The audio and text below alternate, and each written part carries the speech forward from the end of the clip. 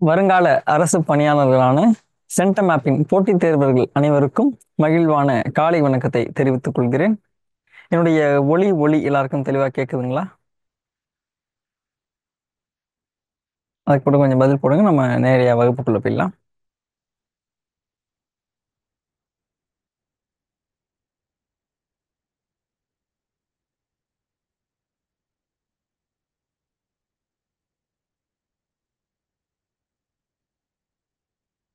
ம், நல்லது, நன்றி.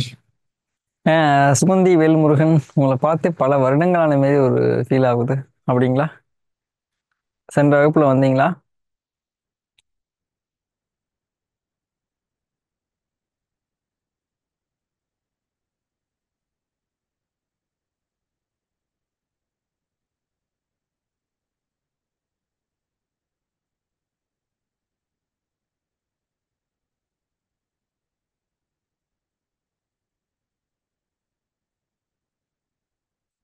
ஆமா சார், உடல்நிலை சரியில்லை. சரி, பரவாயில்ல. விட்ட வகுப்புகள் எல்லாம் விட்டதை பிடிக்கணும்னு சொல்லிட்டு ஒண்ணு சொல்லுவாங்க. அந்த மாதிரி விட்ட வகுப்புகள் எல்லாம் பிடிச்சிருங்க. கூடவே வந்து அந்த ஒரு ரன்ல நீங்களும் சேர்ந்து ஓடியாந்துருங்க. சரிங்களா? சரி. நிறைய கிளாஸ் அட்டன் பண்ணல சார். ரெக்கார்டிங் இன்னும் கிடைக்கல. இன்னும் ரெக்கார்டிங் கிடைக்கலையா? சரி, நாங்கள் விரைவில் அதுக்கு ஏற்பாடு பண்ணுறோம். நிச்சயமா கிடைக்கும். இப்போ எல்லா வகுப்புகளும் சேர்ந்து அதுக்கான லிங்க் வந்து பார்த்தீங்கன்னா இன்னையிலேருந்து நாளைக்குள்ள உங்களுக்கு நிச்சயமா வந்து அடையும். சரிங்களா? விட்ட ஒரு வகுப்பு கூட உங்களுக்கு மிஸ் ஆகாது. அனைத்து வகுப்புகளுக்கும் பார்த்தீங்கன்னா உங்களுடைய கோரிக்கை எல்லாமே எங்கள் டீம் பரிசீலனை செஞ்சாங்க. அதன் அடிப்படையில் பார்த்தீங்கன்னா இப்போ தமிழ் வகுப்பு அப்படின்னா வருசலா, இப்போ ஆப்டிடியூட் அப்படின்னா வருசலா, ஜென்ரல் ஸ்டடீஸ் அப்படின்னா வருசலா, அப்படி இருக்கிற மாதிரி உங்களுக்கு வகுப்புகளுக்கான லிங்க் வந்து உங்களை விரைவில் வந்து அடையும். சரிங்களா? அதை பற்றி எதுவும் நீங்கள் இது பண்ண வேண்டாம். இப்போ கையில் இருக்கக்கூடிய வகுப்புகள் மட்டும் நீங்கள் பாருங்கள். இன்னையிலேருந்து நாளைக்குள்ளே வந்து உங்களுக்கு அனைத்து வகுப்புகளும் நிச்சயமாக கையில் கிடைக்கும். வகுப்பு இப்போ நம்ம வகுப்பு பார்த்தீங்கன்னா இன்னையோட சேர்த்து 15 வகுப்பு போயிருக்கு. இந்த 15 வகுப்போட லிங்க்கும் பார்த்தீங்கன்னா உங்களுக்கு கிடைக்கும். சரியா? அதை பற்றி பிரச்சனை இல்லை. வேற எதுவும் தமிழ் வகுப்புகளில் வேற எதுவும் சந்தேகங்கள் இருக்குதா உங்களுக்கு?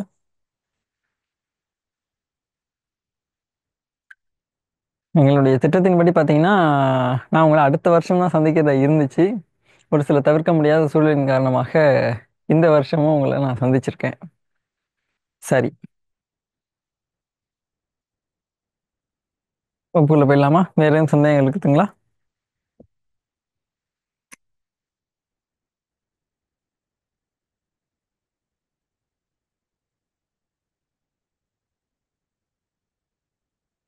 நிறைய இருக்கு. என்ன இருக்கு அதை முதல்ல சொல்லுங்க, அதை கிளியர் பண்ணுறோம். உடனே கிளியர் பண்ணுறோம். இன்னைக்கு வந்து இது சாதாரண இதுதான், இதை நம்ம பார்த்துக்கலாம். அதுக்கு முன்பாக என்ன வகுப்பு, என்ன சந்தேகங்கள் இருக்குன்னு சொல்லுங்க. அதை முதல்ல முடிச்சிருவோம். நோட் பார்த்து சொல்லணும். Wait sir. ஓகே, கொஞ்சம் சீக்கிரம் பண்ணுங்க. நீங்க நோட் எடுக்கிற வரைக்கும் பார்த்தீங்கன்னா ஒரு ஒரு சின்ன, நம்ம வகுப்புக்குள்ள போகிறதுக்கு முன்னாடி ஒரு சின்ன ஒரு கதை. அதாவது, ஒரு தொழிலதிபர் இருந்தார். அந்த தொழிலதிபர் என்ன பண்ணுவார்னா, வழக்கமாக அவருடைய செல்ல பிராணியான தன்னுடைய வளர்ப்பு நாயை அழைத்து கொண்டு நடைப்பயிற்சிக்கு செல்வார். அவர் நடைப்பயிற்சிக்கு செல்லும் பொழுது பார்த்தீங்க, அவருடைய கையில் வச்சிருந்த இந்த ஊன்றுகோல், அந்த வாக்கிங் ஸ்டிக் இருக்கு இல்லையா, அது என்ன ஆயிடுச்சு அப்படின்னா தவறி பக்கத்தில் இருந்த ஒரு குளத்துல விழுந்துடுச்சு. குளத்துல விழுந்தோன்னா அவருடைய நாய் என்ன பண்ணுதுன்னா உடனே அந்த தண்ணி மேல நடந்து போய் அந்த ஸ்டிக் எடுத்துட்டு வருது. இவருக்கு ஒரே ஆச்சரியம். அடடா, நம்மளுடைய நாய் தண்ணியில நடந்து போய் இந்த வாக்கிங் ஸ்டிக் எடுத்துட்டு வந்திருக்கே அப்படின்னு சொல்லிட்டு இவருக்கு ஒரு ஆச்சரியம். அவர் ஆஹா, இது யார்ட்டாச்சும் உடனே சொல்லணுமே, இதை யாரும் பார்க்க வேற இல்லையே அப்படின்னு சொல்லி இவருக்கு ஒரு ஏக்கம் ஒன்று இருந்துச்சு. அவர் என்ன பண்றாரு, நாளைக்கு அவருடைய நண்பரை கூப்பிடுறாரு. நண்பரும் வராங்க. அப்ப என்ன பண்றாரு, இவர் வேணும்னே இதனுடைய வாக்கிங் ஸ்டிக் எடுத்து குளத்துல தூக்கி வீசி எறிகிறார். அதை அந்த நாய் பார்க்குது. உடனே என்ன பண்ணுதுன்னா, நேத்து எடுத்த மாதிரியே தண்ணியில நடந்து போய் அந்த வாக்கிங் ஸ்டிக்கை எடுத்துட்டு வருது. இவர் இந்த தொழிலதிபர் என்ன பண்ண நண்பர்கிட்ட கேட்கிறாப்புல, நண்பா, என்னுடைய நாயை பார்த்துருப்ப நீ. இப்ப இப்ப என்னுடைய நாய் போயிட்டு வந்ததுல உனக்கு ஏதாவது வித்தியாசங்கள் தெரிஞ்சுதா அப்படின்னு சொல்லி கேட்கிறாரு. அதற்கு அந்த நண்பர் சொல்றாரு, ஆமா, ஒரு பெரிய வித்தியாசத்தை பார்த்தேன் அப்படிங்கிறாரு. இவன் ரொம்ப ஆவலா, என்ன வித்தியாசத்தை பார்த்த அப்படின்னு கேட்கிறாரு. அதுக்கு அந்த நண்பர் பதில் சொல்றாரு, ஆமா, உன்னுடைய நாய்க்கு நீந்த தெரியவில்லை அப்படின்னு சொல்றாரு. அப்பதான் அந்த தொழிலதிபர் எப்பேற்பட்ட ஒருத்தனை வந்து நம்ம நண்பனா வச்சிருக்கோம் அப்படின்னு சொல்லி ஒரு வருத்தப்படுறார். ஏன்னா நம்மிடம் என்னதான் நிறைகள் இருந்தாலும் கூட நம்மை சுற்றி இருப்பவர்கள் நம் மீது இருக்கக்கூடிய குறைகளை மட்டுமே சுட்டி காட்டுவார்கள். இல்லை உள்ளபடி சொல்ல போனா நம்மளுடைய குறைகளை சுட்டிக்காட்டி அதனை களைபவர்கள் தான் நாம் என்ன பண்ணணும், நண்பர்களாக வைத்திருக்க வேண்டும். அதற்காக நம்முடைய குறைகளை மட்டுமே சொல்லி நம்மளை மட்டம் தட்டுபவர்களை நாம் நண்பர்களாக மட்டுமல்ல நம்ம அருகில் கூட வைத்திருக்க கூடாது. ஏன்னா அவங்கெல்லாம் வந்து பாத்தீங்கன்னா நம்ம நெகட்டிவ் வைப்ரேஷன் சொல்லலாம். ஏனென்றால் நம்ம என்னதான் நன்மை செஞ்சாலும் சரி அதில் இருக்கக்கூடிய தீமைகளை மட்டுமே சுட்டிக்காட்டி நமது வளர்ச்சிக்கு மிகப்பெரிய தடையாய் இருப்பவர்களே வந்து அவங்கள தான் இருப்பாங்க. ஆகவே உண்மையாகவே நமது வளர்ச்சிக்காக துணை நிற்கும் வகையில் குறைகளை சுட்டிக்காட்டுபவர்களை தாராளமாக உங்களது வழிகாட்டிகளாகவும் வழித்துணையாகவும் எடுத்துக்கொள்ளுங்கள். அதுவே நம்முடைய குறைகளை மட்டுமே சுட்டிக்காட்டி நம்மளை மட்டம் தட்டுபவர்களை அவர்களை நம்மிடமிருந்து தூரமாக வைத்து நம்முடைய இலக்கை நோக்கி நாம் பயணப்பட இலக்கை நோக்கி பயணப்பட தொடங்குங்கள். அதுவே உங்களுக்கு வெற்றியினை எளிமையாக அடைவதற்கு வழிவகுக்கும் என்கிற அந்த ஒரு கருத்தோட இன்னைக்கு வகுப்புல போலாம். இப்ப சொல்லுங்க, என்ன சந்தேகம் இருக்கு அப்படின்னு. சார், பண்பு தொகையில் வல்லினம் மிகாதுன்னு சொல்லிட்டு சொன்னீங்களே சார். ம். அதுக்கு எக்ஸாம்பிள் மட்டும் சொல்றீங்களா? அதுக்கு எக்ஸாம்பிள் வந்து நல்ல பாம்பு நல்ல பையன் அப்படின்னு சொல்லி கொடுத்துருக்கீங்க. ம். அது அந்த எக்ஸாம்பிள் வந்து புரியல சார். அது என்னன்னு கொஞ்சம் சொல்லுங்களேன். அதாவது பண்பு தொகை அப்படின்னா அது என்ன? அதுக்கு முதல்ல நீங்க விடை சொல்லுங்க.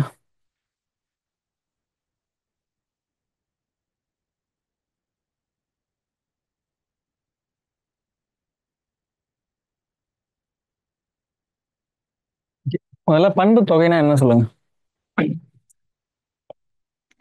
சார், பண்பு தொடர் அப்படின்னா மை விகுதி வந்து வெளிப்பட்டு வரும். பண்பு தொகைனா மை விகுதி வந்து மறைஞ்சு வரும்.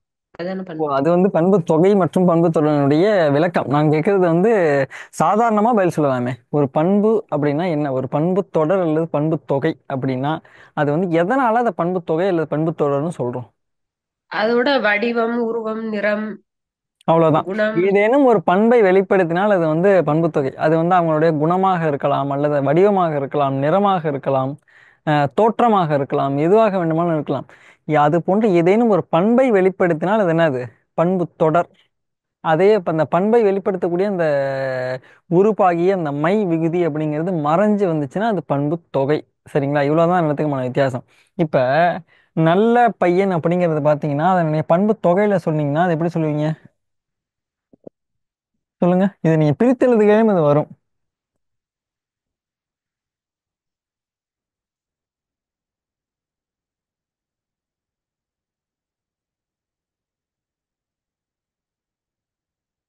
இது நன்மை கூட்டல் பையன். சரிங்களா?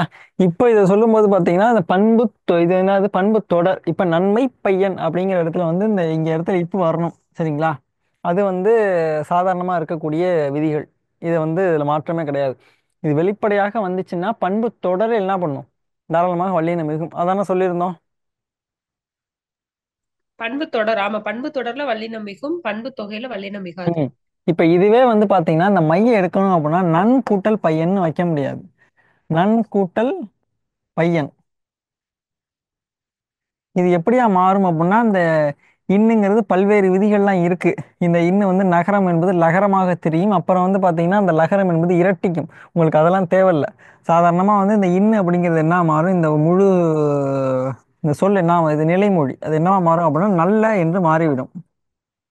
நல்ல கூட்டல் பையன் சேர்த்தீங்கன்னா நல்ல பையன்னு வராது, வெறும் நல்ல பையன் அப்படிங்கிற மாதிரி தான் வரும். அதுதான் நம்ம விளக்கமா சொல்லியிருந்தோம். பண்பு தொகைகளில் வல்லினம் மிகாது, பண்பு தொடர்ல வல்லினம் மிகும்னு சொல்லியிருந்தோம். இப்ப புரியுதுங்களா? புரியுது சார். அப்புறம் ம். இன்னொரு இது சார், வினைத்தொகையில வந்து திருநிறை செல்வன், திருநிறை செல்வி, அது வந்து வினைத்தொகைக்கு வந்து எக்ஸாம்பிள் வருமா? வினைத்தொகையில வல்லினம் மிகாது அது. கண்டிப்பா அது வந்து திருநிறை செல்வன் மற்றும் திருநிறை செல்வி. அது பாத்தீங்கன்னா வந்து இதுதான் முழுக்கே வந்து அது வினை தொகை தான். ஏன்னா அதனுடைய இது பாத்தீங்கன்னா திரு, ஒரு நிமிஷம்.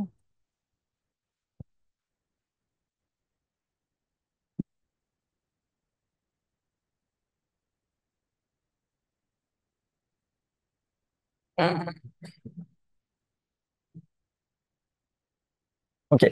பாத்தீங்கன்னா இப்ப திருநிறை.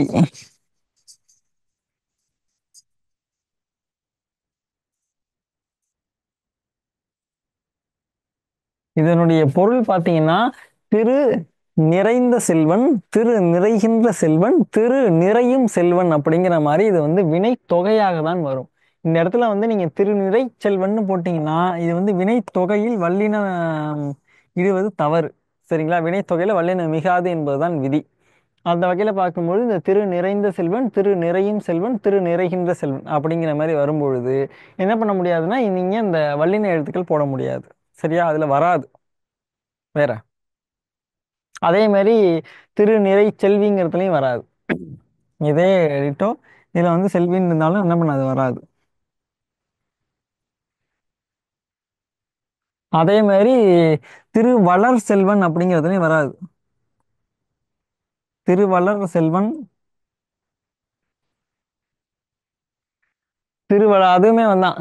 திரு வளர்ந்த செல்வன், திரு வளரும் செல்வன், திரு வளர்கின்ற செல்வன் அப்படிங்கிற மாதிரி இதுவுமே வினை தொகையாக வருவதால் இன்னும் என்ன பண்ண முடியாது, வல்லினம் என்பது மிகாது.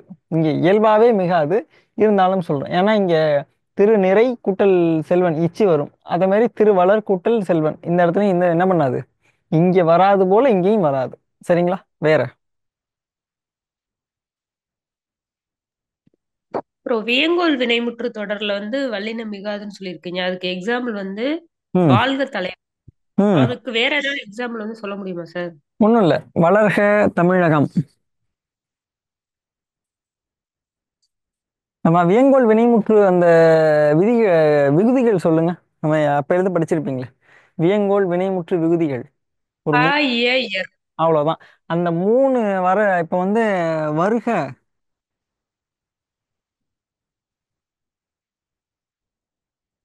வருக தலைவர். இது வருக க வந்திருக்கா, அப்ப இது என்ன, அது வியங்கோல் வினைமுற்று தானே. அப்ப என்ன பண்ண முடியாது, வருக தலைவர் இப்படின்னு இத்து போடக்கூடாது. வருக தலைவர்னு போட முடியாது. அதே மாதிரி வளர்க தமிழ்னு போடுறோம்னு வச்சுக்கோங்க, வளர்க தமிழ்னு இத்து போடக்கூடாது. அதே மாதிரி வாழ்க தமிழகம்னு போட்டோம் அப்படின்னாலும் என்ன பண்ண முடியாது,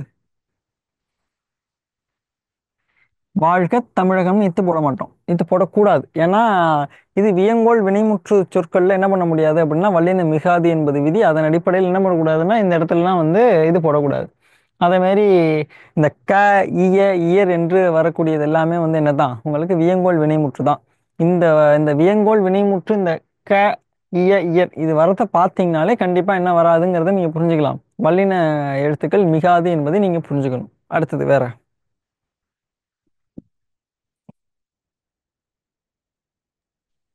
சார் அவ்வளவுதான் சார், புரிஞ்சு.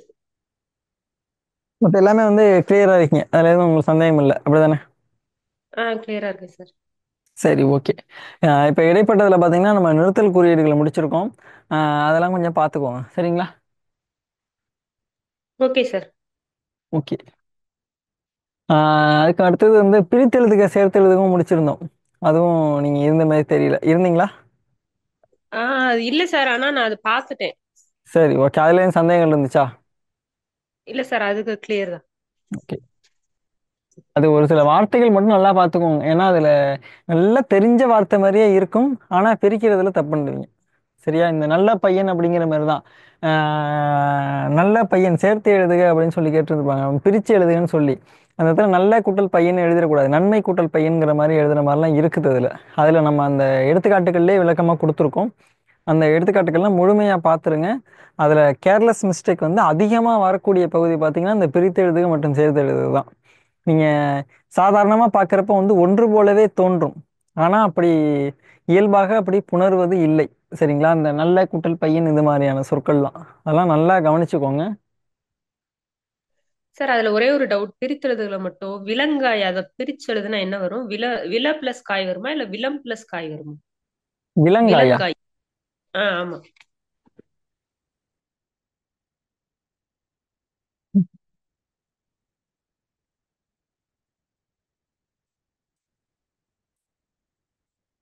இதானே?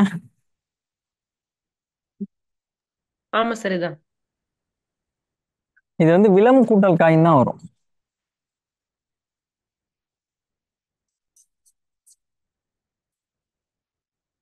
விலம் கூட்டல் காயின் தான் வரும். இந்த இடத்துல பார்த்தீங்கன்னா இந்த மகரம் என்பது ஆஹ், இனமிகள் அப்படின்னு சொல்லி விதி ஒன்று சொல்லுவோம். அதாவது இந்த இனமாக தெரியும். அப்போ வந்து இந்த மகரம் வந்து இந்த ஞங்கரமா அப்படியே மாறிடும். விலம் கூட்டல் காய் என்பது விலங்காய்ன்னு வராம விலங்காய் அப்படிங்கிற மாதிரி இங்கா மாறிடும். அதே மாதிரி தான் வந்து ம், பூ கூட்டல் இப்ப காய் சேர்க்கிறோம்னு வச்சுக்கோங்க. அது வந்து பூங்காய் அப்படிங்கிற மாதிரி மாறும். அதாவது பூவோடு சேர்ந்து இருக்கக்கூடிய காய் பூங்காய் அப்படிங்கிற மாதிரி வரும். அதே வந்து பார்த்தீங்கன்னா பூப்பெயர் முன் இன மென்மையும் தோன்றும் அப்படிங்கிறது நம்மளுடைய விதி. சரிங்களா? அப்போ என்ன அர்த்தம் அப்படின்னா, இப்போ இன மென்மையும் தோன்றும் அப்படின்னா அதுக்கு என்ன பொருள்? இன வன்மையும் தோன்றும்ங்கிறது அர்த்தம். அப்போ பூக்கூட்டல் காய் நீங்க வந்து பூங்காய் அப்படின்னு எழுதலாம், பூக்காய் அப்படின்னு எழுதலாம். ரெண்டுமே சரிதான். சரிங்களா? ஏதாவது இன்னும் எளிமையாக சொல்லணும்னா வகுப்புக்கு நானும் வருவேன் அப்படின்னா வேற யாரோ இன்னொருத்தவங்க வருவாங்க அப்படின்னு அர்த்தம். அதே மாதிரி இங்க இன மென்மையும் தோன்றும் அப்படின்னு அதுல பொருள் இருந்துச்சுன்னா இன வன்மையும் வரும் அப்படிங்கிறது தான் அர்த்தம். சரிங்களா? அது இதுக்கு மட்டும் கிடையாது. பூ கூட்டல் கொடி, இது வந்து பூங்கொடின்னு வரலாம், பூக்கொடின்னு வரலாம். ரெண்டுமே சரிதான். சரியா? அதுக்கு அடுத்தது வேற எதுவும் அப்புறம் சந்தேகம்? இன்னும் ஒரே ஒரு டவுட் சார். சொல்லுங்க. வட்டாடினான் அத எப்படி பிரிச்சு எழுதுறது? வட்டு வட்டாடினான். கூட்டல் வட்டு கூட்டல் ஆடினான்.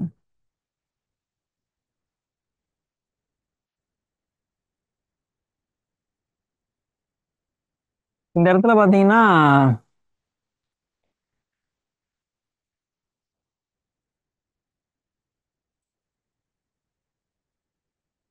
ஒரே நிமிஷம்.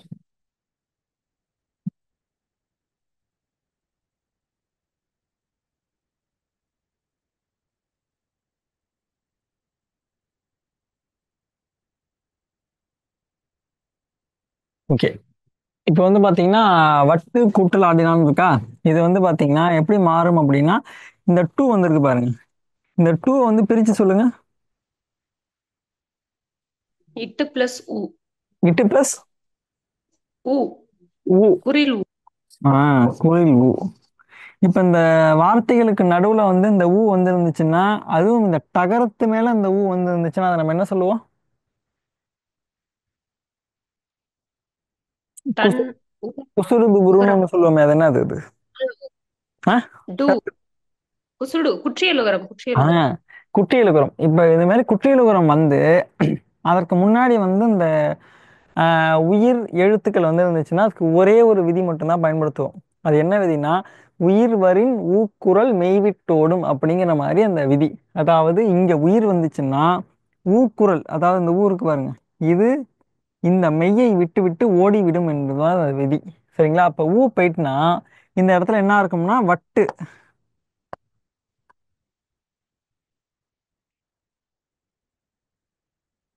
வட் வட் அதாவது ஈட்டு ஈட்டு ஆடினான் அப்படிங்கிற மாதிரி இருக்கும். இதுக்கு அடுத்து இயல்பாகவே நமக்கு இருக்கக்கூடிய ஒரு விதிதான். உடல் மேல் உயிர் வந்து ஒன்றுவது இயல்பே என்கிற விதிப்படி இட்டு கூட்டல் ஆ சேர்ந்து டாவாக மாறிடும். இப்ப வட் கூட்டல் இதை இட்டு கூட்டல் ஆ சேர்ந்தா டா, அப்புறம் டினான் சேர்த்து படிச்சு பார்த்தீங்கன்னா வட்டாடினான். சரிங்களா? வேற இந்த குற்றியலுகர புணர்ச்சியில எது வந்தாலுமே உங்களுக்கு இந்த விதி தான் வரும். உயிர்வரின் ஊக்குரல் மேவிட்டோடுங்கிற விதிப்படி இந்த உகரமானது கெட்டுடும். அதற்கு அடுத்தது பார்த்தீங்கன்னா உடல் மேல் உயிர் வந்து ஒன்றுவது இயல்பே என்கிற விதியின்படி இந்த உயிரெழுத்தோடு இந்த மெய்யெழுத்தானது சேர்ந்து உயிர்மெய் எழுத்தாக மாறிடும். அப்புறம் சேர்த்து படிச்சீங்கன்னா வட்டாடினான் அப்படிங்கிற மாதிரி வரும். வேறு சந்தேகங்கள்?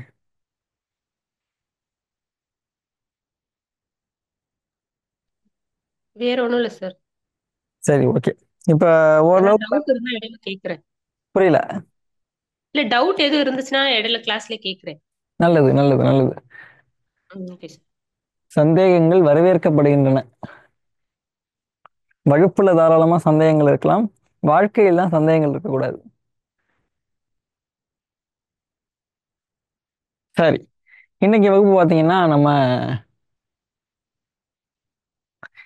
ஓமை தொடர்களின் ஓமை தொடரின் பொருளறிதல், மரபுச் சொற்கள், மரபுத் தொடரின் பொருளறிதல் என்கிற இந்த வகுப்பு தான் பார்க்க போறோம்.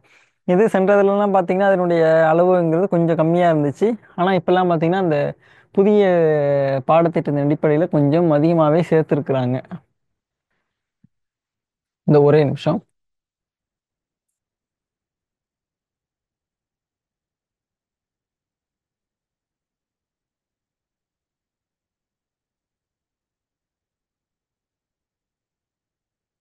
சார் பிரித்தெழுதுகள் என்ன ஒரே ஒரு டவுட் இருக்கு சார். சொல்லுங்க சொல்லுங்க. பூம்பாய்வாய், சாரி பூம்பாவாய், பூம்பாவாய். அது எப்படி அது எப்படி பிரிச்சு எழுதுறது? இந்த சொல்றேன்.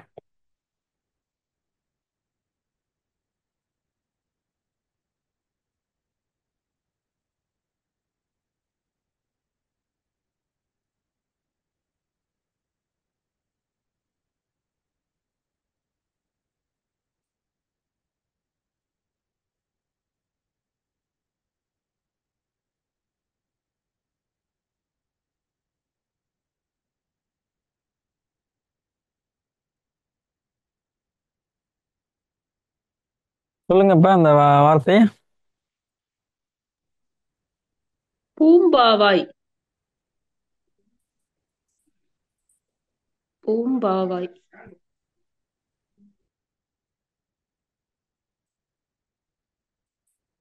பூ கூட்டல் பாவாய் தான். உங்களுக்கு அதானே பிரித்து எழுதுகளே அதுலயும் இருக்கு. ஆமா சார், அதான் இருக்கு. இப்ப இதனுடைய விதி எப்படின்னு சொல்லி பாத்தீங்கன்னா, பூப்பெயர் முன் இனமென்மையும் தோன்றும் அப்படிங்கிறது விதி. சரிங்களா? இந்த இனமென்மைனா மெல்லின எழுத்துக்கள். மெல்லின எழுத்துக்கள் என்னது? ஞ, ஞ, ஞஞன நமன. ந, ம, மன்னிக்கணும். இந்த நா மட்டும் மாத்தி எழுதியிருக்கேன். இந்த நா வந்து இங்க வரணும். இந்த ஞன நம்மனா என்கிற இந்த ஒரு 6 எழுத்தா உங்களுக்கு என்ன எழுத்துக்கள் வரும்? இந்த இன மென்மை எழுத்துக்கள் அப்படிங்கிறது வரும். இந்த இன மென்மை எழுத்துக்கள் எந்த வகையில் தீர்மானிக்கப்படும்னா, இதுக்கு முன்னாடி என்ன எழுத்து இருக்கோ அதை வச்சுதான் இந்த எந்த மெல்லின எழுத்து வரணும் அப்படிங்கிறது தீர்மானிக்கும். அதனாலதான் பூப்பெயர் முன் இன மென்மையும் தோன்றும்னு சொல்லியிருக்காங்க.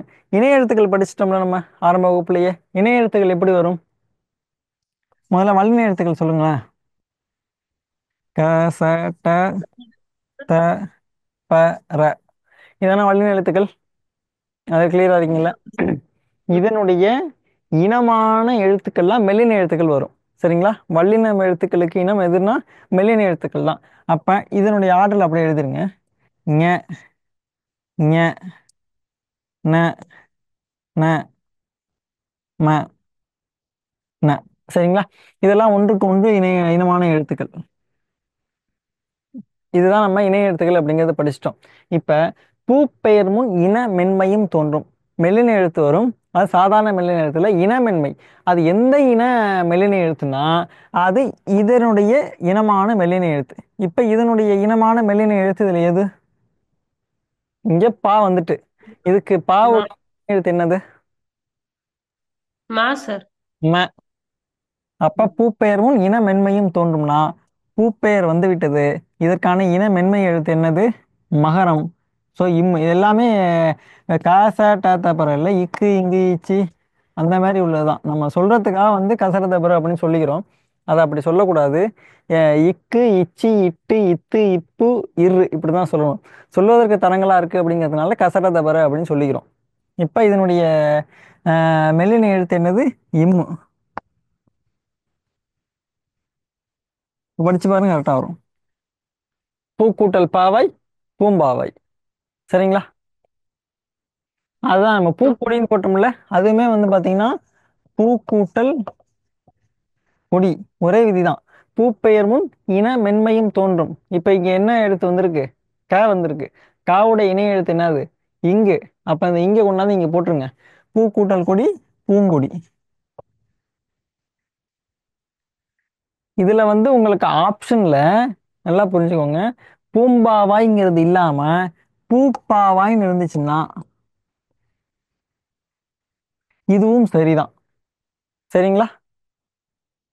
புரிஞ்சுதா? ஓகே சார், புரியுது. ஓகே. சார் அப்படி இன்னும் ஒண்ணே ஒண்ணு, என்பில் அதனை அதை எப்படி பிரிச்சு எழுதுறது?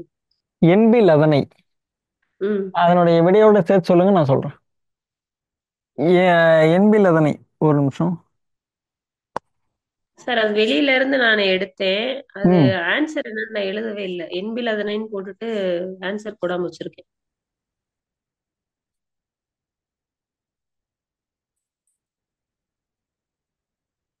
ம், மன்னிக்கணும்.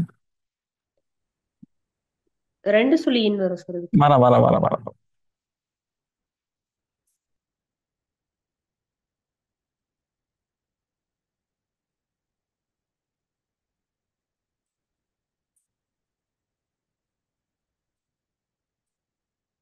என்பு கூட்டல் அதனை. வார்த்தை என்பில் அதனைன்னு வருதுங்கிறீங்களா? ஆமா சார், எண்பில் அதனை. அப்போ வந்து என்பு கிடையாது, அது என்பு. என்பில்.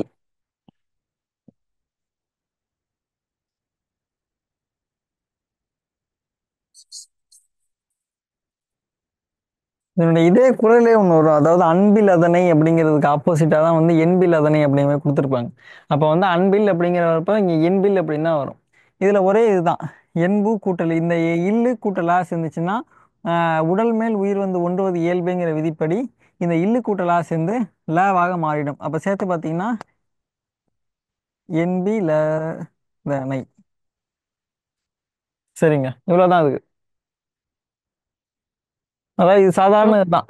ஒரு அதாவது நிலைமொழியில் ஒரு மெய்யெழுத்து இருந்து வறுமொழியில் ஒரு உயிரெழுத்து இருந்துச்சுன்னால் இது ரெண்டும் சேர்ந்துடும். சேர்ந்தது வந்து என்பு கூட்ட என்பில் கூட்டல் அதனை என்பில் அதனை அப்படிங்கிற மாதிரி மாறும். சரிங்களா? வேற கிளியர் சார், அவ்வளவுதான் சார். கிளியர் தானே? ம்.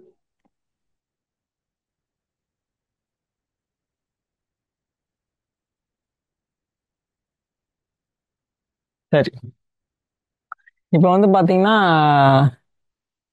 நம்ம அன்னைக்கு பிரித்தெழுதுதல் கம்ப்ளீட்டட், சேர்த்து எழுதுதல் கம்ப்ளீட்டட், சந்திப்பிழை முடிச்சிட்டோம், குறில் நெடில் வேறுபாடு நம்ம நடத்தினப்பே பார்த்தோம். அதுக்கு அடுத்தது குறில் நெடில் வேறுபாடுனா அந்த மாத்திரை அளவு பார்த்தோம் இல்லையா? ஒரு மாத்திரை, அரை மாத்திரை, இதெல்லாம் குறில் எழுத்துக்கள், இதெல்லாம் நெல் எழுத்துக்கள்ங்கிறது பார்த்துருந்தோம். அதான் குறில் நெடில் வேறுபாடு.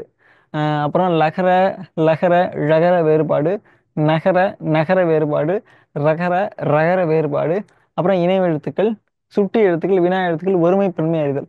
இது எல்லாமே இப்போதைக்கு பார்த்துட்டோம். இப்ப இலக்கணத்தை பொறுத்த வரைக்கும் உங்களுக்கு எழுத்து இலக்கணம் முழுவதுமாக முடிந்தது. சரிங்களா?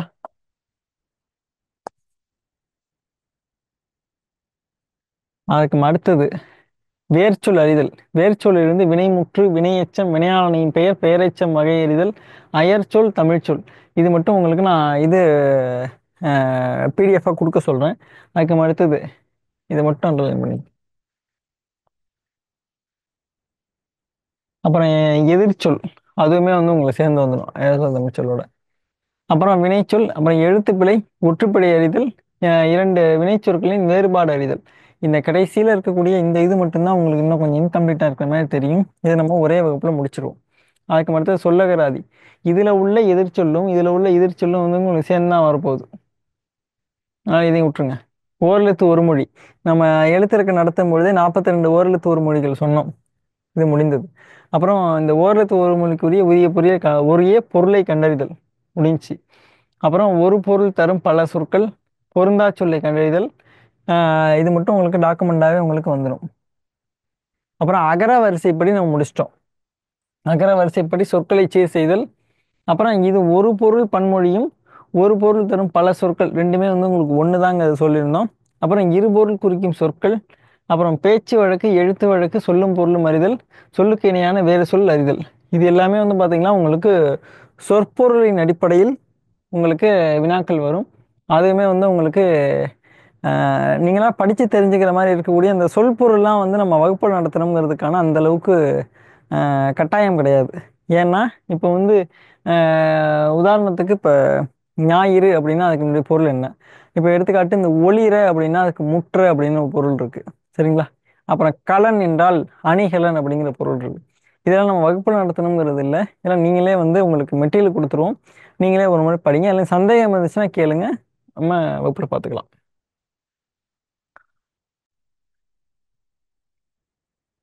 இன்னைக்கு பார்த்தீங்கன்னா நம்ம பார்க்க போகிறது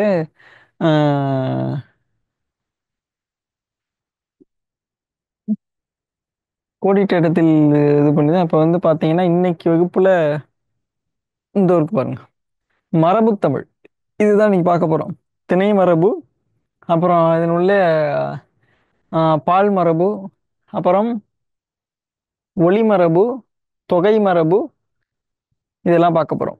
நேர்த்திக்கு நிறுத்தல் குறியீடுகள் முடிச்சிட்டோம். சரிங்களா? சரி, இன்னைக்கு வகுப்புக்குள்ளே செல்லலாம். இதுலயே வந்து ஓமை தொடரின் பொருளறிதல் அப்படிங்கிறது வந்து உங்களுக்கு இதுலயும் இருக்கு சிலபஸ்ல. இது எல்லாத்தையும் முடிக்க போறோம் இன்னைக்கு. சரி, முதல்ல ஓமை தொடரின் பொருள் அறிதல். அதுக்கு முதல்ல பார்த்தீங்கன்னா அதுக்கு எங்கேருந்து சோர்ஸ் அப்படின்னு பார்த்தீங்கன்னா உங்களுக்கு ஸ்கூல் புக்கில் உள்ளது முதல்ல நாங்கள் கொடுத்துட்டோம். அதற்கு அடுத்தது பார்த்தீங்கன்னா கூடுதல் இணைப்புகள் தேர்வு நோக்கில் இருக்கக்கூடியதையும் இதில் கொடுத்துருக்கோம். சரிங்களா? இதை நம்ம சுருக்கமே பார்த்துடலாம். முதல்ல ஓமை தொடர்னா என்னன்னா ஒன்றை ஓமிப்பதற்காக கூறக்கூடிய ஒன்று தான். ஓமை தொகை அப்படிங்கிறத நம்ம பார்த்துருப்போம். அதாவது ஓம உறுப்புகளான போல, புறைய, ஒப்ப, உரள, மான, கடுப்ப, அன்ன, இன்ன அப்படிங்கிற இந்த ஓம உறுப்புகள்லாம் மறைந்து வந்து ஓமை பொருளை தந்ததென்றால் அதை ஓமை தொகை என்று பார்த்தோம். இந்த இடத்துல பார்த்தீங்கன்னா எங்க பார்த்தாலுமே வந்து அந்த ஓம உறுப்புகள்ங்கிறது வெளிப்பட்டு நிற்கும். ஓம உறுப்புகள் வெளிப்பட்டு நிற்கும். ஆக வெளிப்பட்டு நின்னாலே இது என்னதான் தொடர் அப்படிங்கிறத நம்ம சொல்லிட்டோம். சரிங்களா? அப்ப ஓமை தொடரின் பொருளறிதல் அப்படிங்கிறத நம்மளுடைய சாப்டர். இப்போ இங்கே ஒரு ஓமை தொடர் கொடுத்துருப்பாங்க. இது மிகச் சரியாக எதை குறிப்பது அப்படிங்கிறது தான் வந்து இன்னைக்கு வகுப்புல இருக்கக்கூடிய முதல் லெசன். பார்த்தீங்கன்னா முதல்ல கண்ணை இமை காப்பது போல, நம்ம நம்மளுடைய கண்களை வந்து நம்மளுடைய இமை எப்படி காக்குது? ரொம்ப பாதுகாப்பாகவும் அக்கறையோடும் வந்து ஏதாச்சும் ஒன்று கண்ணில் குத்த வருதுன்னா நம்ம ரியாக்ட் பண்ணுறதுக்கு முன்னாடி நம்ம இமை என்ன பண்ணுது? டக்குன்னு மூடி நம்மளுடைய கண்களை காக்கிறது. அந்த வகையில் அக்கறையாக காப்பதற்கான ஒரு ஓமை தொடர் தான் என்னது? கண்ணை இமை காப்பது போல நம்ம சொல்லுவோம். இதுக்கு உதாரணமா சொல்லணும்னா தாய் தனது குழந்தையை கண்ணை இமை காப்பது போல காப்பாற்றினாள் அப்படிங்கிறது வந்து இதுக்கான ஒரு சரியான ஒரு எடுத்துக்காட்டாக சொல்லலாம். அடுத்தது தாயை கண்ட சேயை போல. இப்போ ஒரு குழந்தைய பள்ளிக்கு தாய் அனுப்பி வச்ச பிறகு குழந்தை ரொம்ப அழுதுகிட்டே போகும். சரிங்களா? அதுவும் சின்ன சின்ன பிள்ளைங்களாம் வந்து ரொம்ப அழுதுகிட்டே போகும். நான்லாம் வந்து போராட்டமே பண்ணேன். பள்ளிக்கு போகிறப்ப ஒரு மிகப்பெரிய ஒரு சுதந்திர போராட்டம்லாம் நடத்தி என்னை உள்ள கொண்டாந்து உட்கார வச்சதுக்கு பிறகுதான் வந்து எங்கள் அம்மா வந்து பள்ளியை விட்டே வெளில வருவாங்க. அதுக்கு அடுத்தது அவங்கள திரும்பி நம்ம அந்த 4:30 மணிக்கு நம்ம என்னமோ வெறும் கடுங்காவல் சிறை தண்டனை அனுபவிச்ச மாதிரி நம்ம பள்ளியிலேருந்து வெளில வந்துட்டு அம்மாவை பார்த்தோன்னா அவ்வளோ ஒரு மகிழ்ச்சியை நம்ம வெளிப்படுத்தும். அதைத்தான் சொல்றாங்க, தாயை கண்ட சேயை போல. இந்த பிரிந்த தனது தாயை வந்து அந்த ஒரு குழந்தை பார்த்துச்சுன்னா அந்த குழந்தைக்கு எந்த அளவுக்கு மகிழ்ச்சி அப்படிங்கிறத உணர்த்துவது தான் இந்த ஓமை தொடரின் பொருள். இஞ்சி தின்ற குரங்கு போல. பல்வேறு நமக்கு இருக்கக்கூடிய எப்படி உயர் அலுவலர்கள் இவங்கெல்லாம் பார்த்தீங்கன்னா இந்த மாதிரியான முகத்தோட்டத்தில் இருப்பதை நாம் பெரும்பான்மை இடத்துல பார்த்துருப்போம். அதாவது இஞ்சி தின்ற குரங்கு போல அப்படின்னு சொல்லிட்டு. அதாவது குரங்கினுடைய முகமானது இயல்பாகவே பார்த்தீங்கன்னா ரொம்ப அழகா இருக்கும். மனிதர்களுடைய முகத்தை விட அழகா இருக்கும்னே வச்சுக்கலாம். சரிங்களா? அதனுடைய முகமே, அதாவது நான் ஓமைக்காக சொன்னேன், அதனுடைய முகம் வந்து பார்த்தீங்கன்னா ஒரு மாதிரியா ஒரு ஏற்கனவே மூஞ்சி உப்பலா ஒரு இதான முகத்தோற்றமாக தான் இருக்கும் குரங்கு. அந்த குரங்கு சாதாரணமாக எதுவும் இனிப்பான பலகாரங்கள், வாழைப்பழம் அந்த மாதிரி எதையும் திணிச்சுனா கூட அதுக்கு அவ்வளோ ஒரு சுவையாக இருக்கும். குரங்குக்கு ரொம்ப பிடிச்சது பார்த்தீங்கன்னா மஞ்சள் அல்லது அந்த மாதிரியான சக்கரவள்ளி கிழங்கு இது போன்ற கிழங்கெல்லாம் வந்து பார்த்தீங்கன்னா நம்ம குரங்குக்கு அது ரொம்ப பிடிக்கும். அது என்ன பண்ணுமா, அந்த சக்கரவள்ளி கிழங்கை சாப்பிட்றதுக்கு பதிலாக சக்கரவள்ளி கிழங்குமே இருக்கக்கூடிய அந்த இஞ்சை தின்னுடும் அப்படின்னு சொல்லுவாங்க. இஞ்சி ஏற்கனவே ஒரு அதை நம்ம சாப்பிடும் போதே வந்து பார்த்தீங்கன்னா நம்மளுடைய முகமே குரங்கு மாரி மாறும். அது ஏற்கனவே குரங்கு திங்குதுங்கிறத பார்த்தீங்கன்னா அந்த குரங்குடைய முகம் வந்து எந்த அளவுக்கு மாறும் அப்படிங்கிறது தான் வந்து இந்த ஒரு உதாரணமா கொடுத்துருக்காங்க. இஞ்சி தின்ற குரங்கு போல கோபத்தால் முக பாவனை மாறுதல். சரிங்களா? ஏதோ ஒரு காரணத்தினால கோபம் வரும். அந்த கோபத்தால முகபாவனை மாறும் பொழுது நம்மளுடைய முகமானது இஞ்சி தின்ற குரங்கு போல இருக்குன்னு சொல்றாங்க. இதன் மூலமா நம்ம இன்னொன்று உணர முடியும், கோபம் என்பது நம்மளுடைய முகத்தை எந்த அளவுக்கு அசிங்கமா மாத்துது அப்படிங்கிறத. சரிங்களா? சிரிச்சப்ப யாராவது சொல்லியிருக்காங்களா? அவர் சிரிச்சா அவர் பாரியா அவர் முகம் வந்து இஞ்சிதுன்னு குரங்கு மாதிரியே இருக்குங்க அப்படின்னு யாரும் சொல்ல போறதில்ல. அவன் கோவப்பட்டான்னா அவன் மூஞ்ச பார்க்கவே முடியாது. அவன் வந்து குரங்கு மாதிரி மூஞ்ச வச்சிருப்பான் அப்படிங்கிற மாதிரி சொல்லுவாங்க. அதே சிரிச்சா, ச்சே அவர் முகம் அவ்வளோ கடையா இருக்குய்யா, அவர் சிரிச்சாதான் அவர் முகத்துக்கு அழகே அப்படிங்கிற மாதிரிலாம் சொல்லுவாங்க. ஆனா என்னைக்காச்சும் ஒரு ஆள் அவன் கோவப்பட்டாருன்னா அவன் முகம் அவ்வளோ அழகா இருக்குங்கய்யா, அவர் கோவப்பட்டாருன்னா பார்க்கறதுனால அவ்வளோ நாள் காத்திருப்பாங்கன்னு சொல்லிட்டு யாருமே சொல்ல மாட்டாங்க. அந்த வகையில கோபம் என்பது அவ்வளவு கொடுமையான ஒன்று. சரி, அதுக்கு அடுத்தது நகமும் சதையும் போல. அவ்வளவு ஒரு நெருக்கம். பெரும்பான்மையான நண்பர்கள் நமக்கு எவ்வாறு இருப்பாங்கன்னா நகமும் சதையுமா இருத்தல் அப்படிங்கிற சொல்லுவாங்க. இப்ப இந்த நகமும் சதையும் நீங்களே வந்து உங்களுடைய கையை பாருங்க. நகமும் சதையும் பார்த்தீங்கன்னா ஒட்டி இல்லை, இரண்டும் வந்து ரொம்ப நெருக்கத்துல தான் இருக்கு. சரிங்களா? ஏன் நெருக்கத்துல இருக்குன்னா ரெண்டும் ஒட்டி இருந்துச்சுன்னா நகமே என்ன பண்ணாது, வளராது. ஸோ ரெண்டுத்துக்கும் இடையில கொஞ்சோண்டு கேப் இருக்கு. இருந்தாலும் அந்த அளவுக்கு நம்ம இப்போ பார்த்தா கூட தெரியாத அளவுக்கு ரொம்ப நெருக்கமாக இருக்கு. அந்த அளவுக்கு ஒரு மிக நெருக்கமான ஒரு ஒற்றுமையை குறிப்பதற்கான ஒரு ஊமை தொடர் தான் இது நகமும் சதையும் போல. சரிங்களா? அதற்கும் அடுத்தது அதற்கு நேர் ஆப்போசிட் பாருங்க, எலியும் பூனையும் போல. எலியும் பூனையும் இன்னைக்கு நண்பர்களா இருந்திருப்பாங்களா? இருக்க மாட்டாங்க. எலியை கண்டா பூனையை கண்டா எலி ஓடிடும். சரியா? அந்த அளவுக்கு எலியும் பூனையும் வந்து எப்பொழுதுமே வந்து பகைதான். சரிங்களா? அதுதான் வந்து நம்ம எலியும் பூனையும் போல அப்படின்னு சொல்றோம். சில பேர் இப்ப நண்பர்களை குறிக்கிறதையே வந்து she's my Tom and Jerry அப்படிங்கிற மாதிரிலாம் போட்டுட்டு இருக்காங்க. அப்படின்னா என்னது, எதிரிகள் அப்படிங்கிற மாதிரியான ஒரு பொருள். சரிங்களா? அதுக்கு மட்டும் பாம்பும் கீரியும் போல. இது எதிரி, இது பகை. சரிங்களா? எலியும் பூனை என்ன பண்ணுது, எப்பவும் சேர்ந்து இருக்காது. ஒன்னை கண்டா இன்னொன்னு ஓடிடும். ஆனா கீரியும் பாம்பும் அப்படின்னு பாத்தீங்கன்னா ரெண்டுமே முட்டிக்கும். சரிக்கு சரி தன்னுடைய பலத்தை காட்டுவதற்காக என்ன பண்ணும், ரெண்டும் கடுமையா சண்டை போட்டுக்கும். அப்ப ரெண்டுத்துக்கும் இருக்கிறதுல என்னது, பகை. சரியா? அதுதான் நம்ம என்ன சொல்லுவோம் அப்படின்னா இதற்கான ஓமை தொடர் தான், பகைக்கான ஓமை தொடர் தான் பா கீரியும் பாம்பும் போல, அது பாம்பும் கீரியும் போல.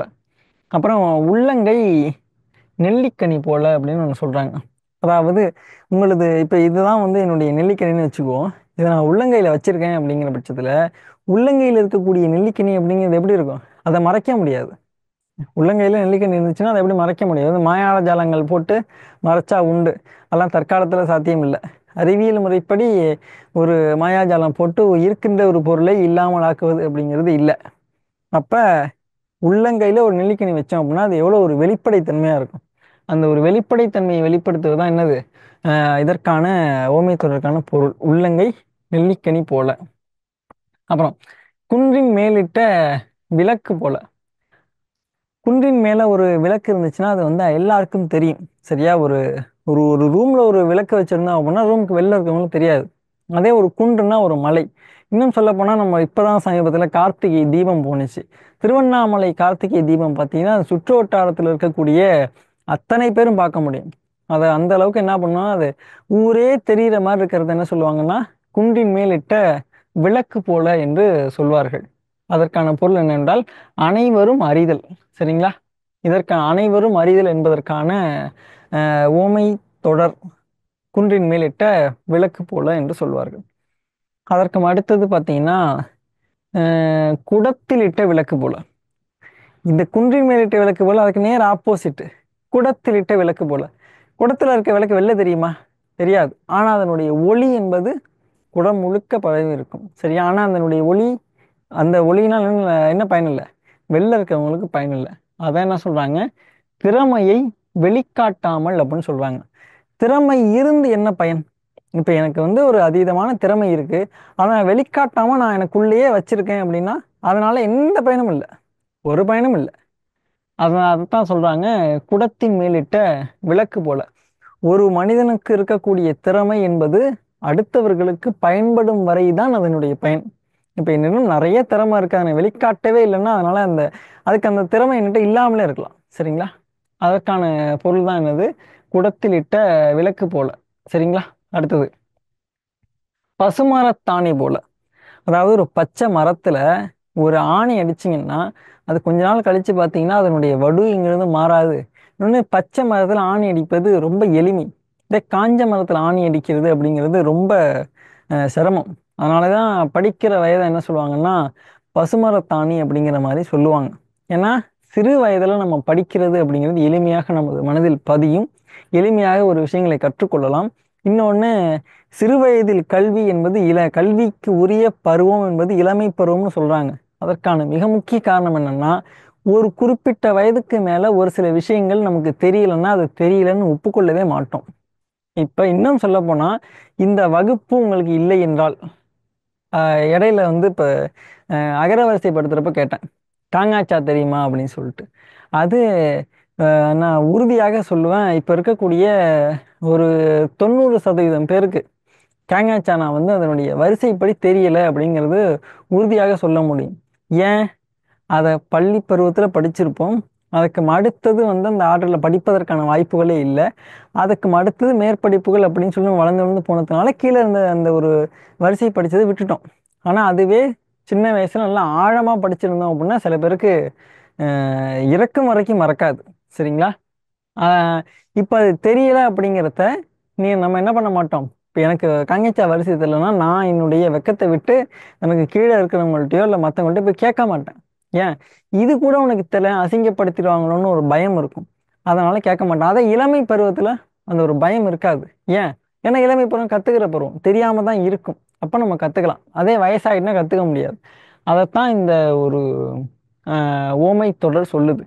எளிதில் மனதில் பதிதல், அப்புறம் நிரந்தரமாய் நினைவில் இருத்தல். பசுமரத்தாணி போல. எப்ப பசுமரத்தாணியில எளிமையா இருக்கும்னா அது இளமையா இருக்கும் பொழுது. அத என்ன சொல்றாங்க? எளிதில் மனதில் பதிதல். ஏன்னா பசுமரத்துல ஆணி அடிக்கிறது ரொம்ப ஈஸி. ஸோ எளிமையாக மனதில் பதிஞ்சிடும். அது மட்டும் இல்லாமல் நிரந்தரமாய் நினைவில் இருத்தல். பசுமரத்துல ஒரு ஆணி அடிச்சு பிடிங்கிட்டா கூட அதனுடைய வடு என்பது மாறாது, அப்படியாகவே இருக்கும். அதே பசுமரத்தாணியை வந்து நம்ம உடம்பு கூட சொல்லலாம். சின்ன வயசுல பார்த்தீங்கன்னா நம்ம பிறந்தோடனே வந்து இந்த தோள்பட்டையில ஒரு ஊசி போட்டிருப்பாங்க. அது வளர்ந்த பிறகு பார்த்தீங்கன்னா நல்ல ஒரு ரூபா காயினோ இல்லை 2 ரூபா காயின் அளவுக்கு பார்த்தீங்கன்னா நம்ம தோள்பட்டையில அந்த ஒரு காயம் என்பது இருக்கும். அதே இப்போ வளர்ந்த பிறகு 1008 ஊசி போட்டிருப்பாங்க. அதனுடைய எந்த தரமும் நம்மள்ட்ட இருக்காது. ஆனால் அதே சின்ன வயசுல போட்டு அந்த ஒற்றை ஊசியினுடைய இது நம்மளுடைய இறக்கும் வரைக்குமே அந்த தோள்பட்டையில அந்த ஒரு தடம் என்பது இருக்கும். சரிங்களா?